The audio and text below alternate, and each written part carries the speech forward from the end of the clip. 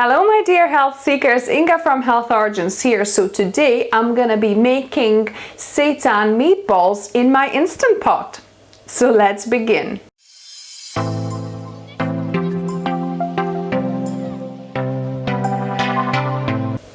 So I have been challenged to this by Diane Lopez in my video on seitan chicken that I make in the Instant Pot. I'll link to the video down below and in the card above if you're interested. But there she asked me whether I have ever made seitan meatballs in my Instant Pot, and I said I haven't, and that maybe I'll experiment one day. And today is the day where I'm experimenting. So for this initial step, to grate carrots and courgette, you can do that with just a normal grater. But for me, for the quickness and the ease of it, so I don't need to get a grater, different bowls, I'm just going to be doing all in the food processor. So the first step is basically, I've got it on like small grating, so I just want to grate 2 carrots I've got and 1 kind of medium to small courgette. So I'm gonna blitz those through.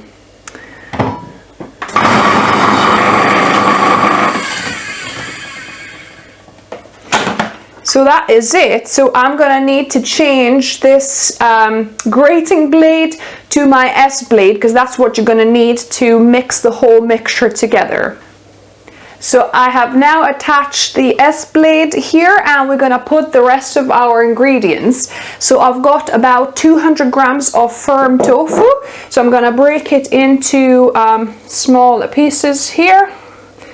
So firm tofu, and then I've got half of sweet potato. So this is steamed potato, half of a large steamed potato here.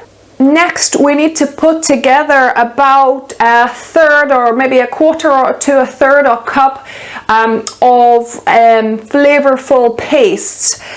So what I'm going to be doing, I'm going to be combining some miso paste, some ketchup, some soy sauce, and some mustard. So obviously if you're allergic to soy or mustard, avoid that. So instead of miso paste, you can always add maybe some sweet chili sauce, or onion relish as well works well. So I'm going to just add 1 teaspoon of Dijon mustard, because I find it gives like quite nice flavor to meat alternatives, if you like. Then I'm going to put a teaspoon of this is brown rice miso paste. So a teaspoon of that, maybe about a tablespoon of soy sauce or so, and then the rest I'll put ketchup. So I'll probably do about a quarter of a cup of paste actually, and then just kind of mix the miso in to just distribute it a little bit. So this is now mixed in. I'm gonna just add it to my mixture. Then I'm going to be adding a tablespoon of this pulled pork seasoning. Obviously this is vegan, it's just called pulled pork, but it's just basically a blend of onion powder, garlic powder, smoked paprika. So if you don't have this blend, just simply replace it with about teaspoon and a half maybe of smoked paprika, a teaspoon of onion powder, and half a teaspoon of garlic, and maybe you could add half a teaspoon of cumin as well. So that's what that is. It's kind of this barbecue-y seasoning, and then also another kind of seasoning I'm going to add is 1 cube of organic callo onion stock. So this is like kind of onion tasting stock, vegetable stock, but I'm gonna just add that instead of salt. So I'm not going to be adding any more salt, because this combined with the flavorful paste should give us pretty much enough saltiness with the soy sauce as well. And the reason there's so much flavor, with the stock cube, with the miso paste, all the flavorful paste, and the and the spices, because that is the success of Seitan meat replacement products. Because if you don't add plentiful of spices and, you know, kind of tasty pastes, then your seitan can work out rather bland, because the ingredients like tofu or beans, if you're using that, you know, they don't have that much flavor, that much taste. So this ensures that our finished meatballs or our finished sausages or chicken or whatever other meat replacement we are making, that it ends up being really tasty. If you want to skip the stock cube and keep this whole foods, just feel free to add maybe about half a teaspoon of salt.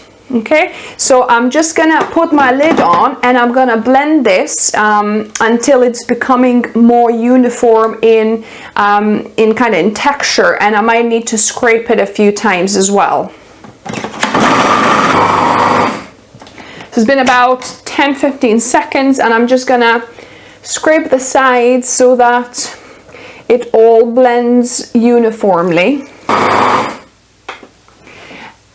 Another optional ingredient you might want to add is maybe about half of a cooked beetroot for the color, or you could use beetroot juice powder like I've got here. So this is from Buy Whole Foods online, a great kind of dry goods, organic dry goods place that I buy a lot of my kind of lentils and grains and beans and all sorts of things. So I'll link to this below, but this is beetroot juice, which is you can use for sweet or savory actually, but it just gives that bit of red color, because obviously the meatballs, we're presuming we are trying to mimic beef meatballs normally, aren't we? Although it could be pork too. So, but I'm just gonna add a little bit. So this is optional, you don't have to add it. But I just kind of want to add it for a little bit of depth of that color. So yeah, so I'll just scrape the sides a little more and gonna keep on blending.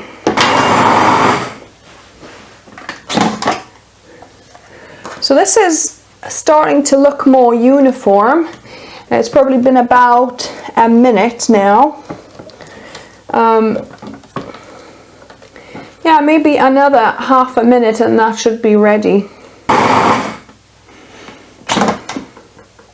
So now I'm gonna take my blade out and transfer this kind of mass into like a big bowl, so that we can add our vital wheat gluten. So alternatively actually to the vital wheat gluten, if you are allergic, you could put different binders in here. So you could put a little bit of psyllium husk perhaps, maybe I would say maybe 3-4 tablespoons. That should kind of thicken up and you know, become more manageable into balls, and then you can bake them, or you could maybe try a little bit of ground flour as well. Yeah, so you could try and experiment, but we're going for the seitan this time. So I've got my blended mass here in the bowl, and you're kind of probably looking for the ratios as like maybe about 3 to 4 times of this more than your vital wheat gluten. So this is about maybe 4 and a bit cups of this thick mass, if you like, dough, and this is 1.5 cups of vital wheat gluten. So I'm gonna just add that in here and then carefully mix this, because this stuff is really powdery, so be careful to start incorporating slowly.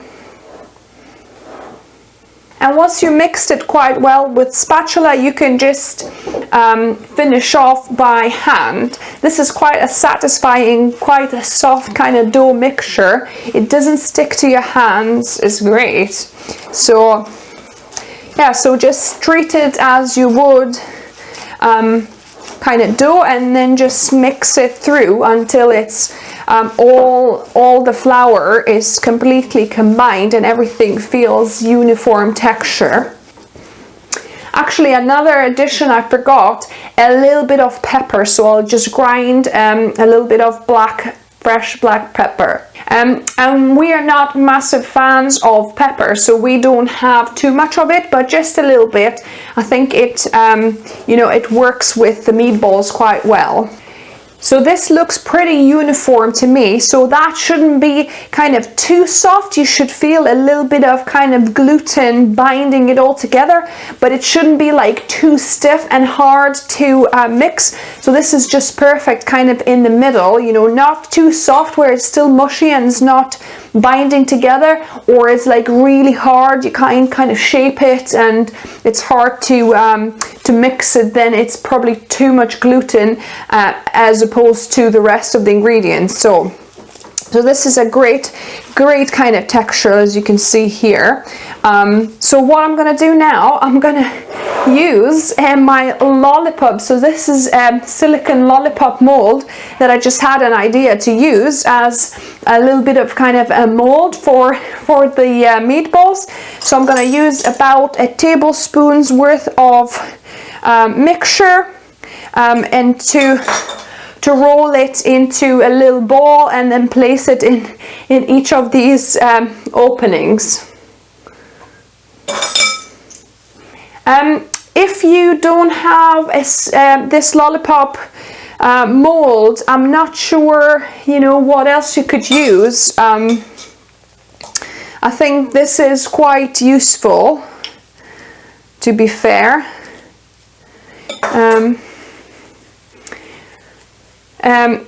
And I'm gonna put this in my Instant Pot, but you could definitely have like a baking tin that have got a lid on, and put this in a bit of water. So, you know, just place it in maybe, you know, an inch of water or so, or maybe like half an inch, just so that there's a bit of water for that steaming and evaporation, and close the lid, and that they should steam in the oven that way as well. And make sure don't overfill these molds, because you have to remember that this is going to expand a little as well, so that'll kind of fill that mold. So I've got a lid for my lollipop mold. So the lid has a little kind of hole in there for kind of the steam and air to get through as well. So I'm just gonna put that on top.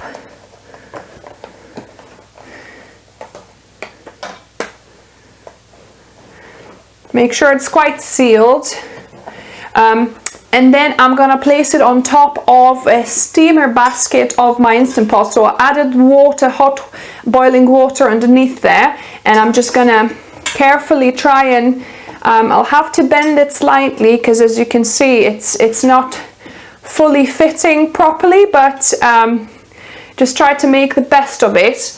And then I'm gonna put the lid on and pressure cook this on high for about an hour. You could also use a steam function, because that's kind of what we are doing. We're steaming as well. So I'm not sure actually which one is better, whether steam or pressure cook. I always done it, I think, pressure cook. So I'll just do that as well. But you could experiment and see which one works better. If you obviously doing in a baking tin, like I said, so just lay that in a bit of water, put the lid on, and bake it on about 200 degrees Celsius for at least an hour, or maybe an hour and a half. So I'm gonna pressure cook these for an hour now. So I decided to do a little experiment, because I still had quite a bit of dough left. I want to do the roasting tin test myself. So what I did, I put a couple of like silicone tins here, as you can see, with the my vegan meatballs in them, and then I also prepared parchment paper with the tin foil, and I'm going to just kind of slightly cover those as well. And I put some water, about an inch of water at the bottom there, so there's like some steam generated, but so that the steam doesn't end up you know, in the tins and kind of watery on the meatballs. I'm gonna try and cover these with this makeshift cover here, to try and prevent the actual water touching the my seitan. So there you go. So these little covers worked actually alright. I mean, it's probably not watertight fully really, but it's just so that they don't get over soggy. So I've preheated my oven on 200 degrees Celsius. I'm gonna put this metal lid on here, and I'm gonna roast this for about an hour and a half. So both of the cooking methods have actually finished. So these are the ones in the roasting tin that I've covered with foil. And the water is kind of half evaporated, but still there's still moisture there. And these are the ones that I had covered here in my Instant Pot. And from just the look and the texture wise, these actually feel that they remained a little bit firmer. These are a little bit softer, just slightly. And then taste wise, let's just give it a go. So this is the one from the oven I did for about an hour and a half. I kind of baked, and you know, it's steamed inside.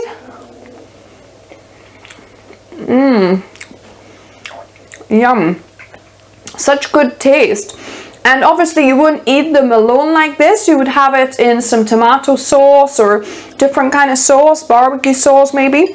But yeah, I can taste the tofu a little bit in there, but it's very, very gentle, and it's got nice, really nice bouquet of flavors in there. So let me taste test the one from the Instant Pot now as well.